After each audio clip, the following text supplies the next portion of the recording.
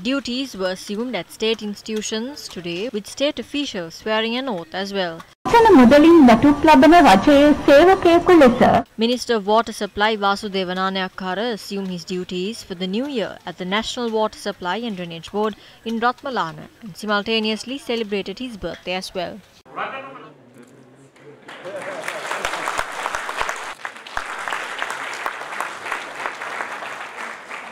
මේ තමයි උත්කර්ෂවත්ම උපන්දින.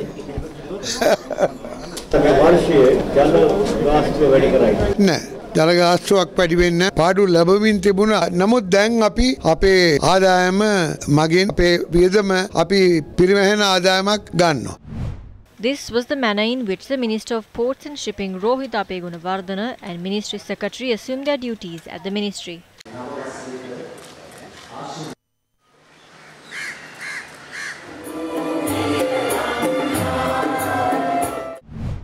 Minister of Public Security, retired Rear Admiral Sarath Weerasekara assumed duties at the ministry this morning.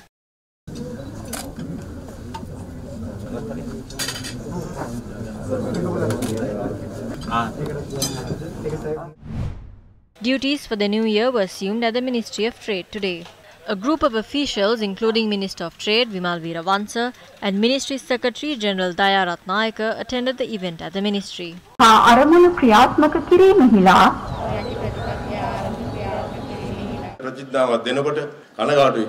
Usually, you do not swear an oath standing under trees and inside vehicles. You might have seen in movies and at other institutions that the officials form a line and swear the oath. All of you have attended school. We do not do that in school.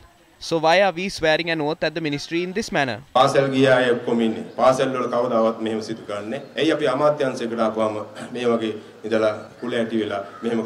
Although journalists attempted to question Minister Vimal Weerawansa about the prevailing situation in the country, but their efforts were to no avail.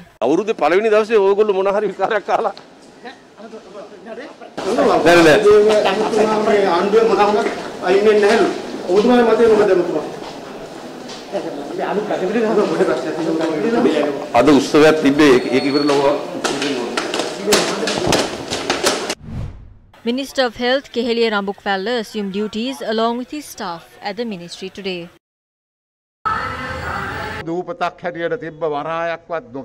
Singapore, which didn't even have a port, became a highly developed nation later on as a result of creating a disciplined society. Singapore has become the highest per capita GDP economy in the world by making sacrifices in that disciplined society. I think that example is the best example I should give today. So let us follow that example. The Ministry of Environment assumed its duties with the participation of Minister of Environment Mahinda Amaraveera and Ministry Secretary Dr. Anil Jasinghe at the Sobadam Piyasa in Battaramulla. I know all of you have problems. How are you going to purchase gas? How are you going to buy milk powder? There are many challenges at hand. As a government, we have to rectify this. We have held discussions regarding that. As a government, we will have to take steps to provide goods to the people without any queues. Otherwise, even the state sector employees have to obtain a short leave from work and go purchase goods. How can a country move forward if farmers and fishermen are standing in queues?